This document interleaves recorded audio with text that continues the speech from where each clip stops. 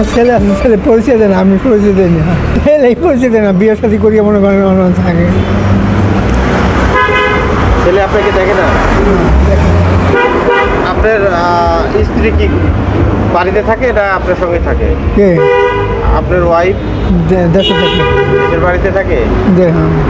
আপনি কতদিন যাবত এই পুঙ্গুত্ব বরণ করছেন? আমি তো আগে ভালো কাজ করতাম, আমি স্টার্ট করছি আজকে 13 বছর হয়ে গেছে। 13 বছর স্টার্ট করিয়ে অচল হয়ে গেছি। আপনার ছেলে এখন কোথায় আছে? শুনছি ধানমন্ডি থাকে, আমি কইতেই না। আপনার খোঁজখবর নেয় না? বিয়ে শাদী করছে? হ্যাঁ, আমার মার লগে তো থাকে, মার লগে হয়ে গেছে।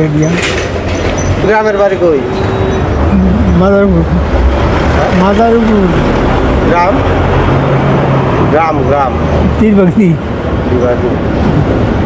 আপনার কতদিন যাবত এইভাবে এই রাস্তা ঘুরে বেড়াচ্ছেন? 13 বছর 13 বছর। স্টার্ট করছি, আমি কাকের মসজিদে থাকতাম তো, অন্য স্টার্ট করিয়া অচল হয়ে গেছি। কাকের মসজিদে থাকতেন?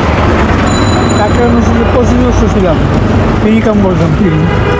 কি কাজ করতেন ওখানে? ওখানে খানা পাকাইতাম, বিদেশি আলাদা খাওয়াইতাম।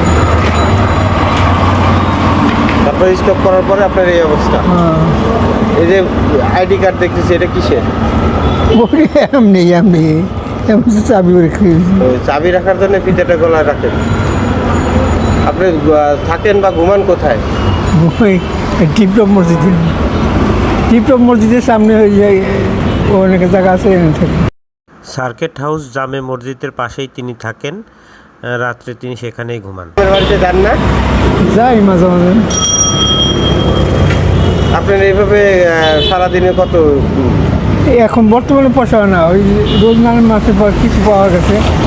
এখন তো মনে করেন যে খানার থেকে পাওয়া যায়, খানার পয়সা হয় না। আপনার বয়স আনুমানিক কত হবে?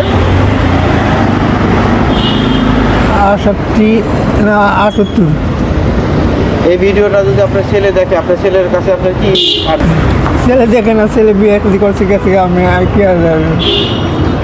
আপনার ছেলেকে কি বলতে চান, যে ফিরে আসতে বলতে চান বা কি? আমার কাছে তো আসছে তো ভালো। তার চাওয়া তার ছেলে তার কাছে ফিরে আসুক এবং তাকে দেখভাল করুক। এই বয়সে এত কষ্ট তার আর সহ্য হয় না, এটাই তার চাওয়া। তার শেষ জীবনে তার গাড়িটা নিজে কিনে নিয়েছি। আপনি নিজে কিনছেন? ঠিক আছে। এই বৃদ্ধ বয়সে পার করছে দুর্বিষহ জীবন। এদের কান্না দেখার কি কেউ আছে আসলে আমাদের সমাজে এই অবঞ্চিত অবহেলিত মানুষের সংখ্যা কম নয়।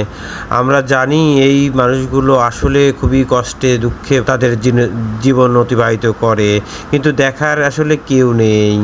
আমরা চাই এই ছিন্নমূল মানুষগুলো একটা অভয় আশ্রম পাক। আসসালামু আলাইকুম দর্শক।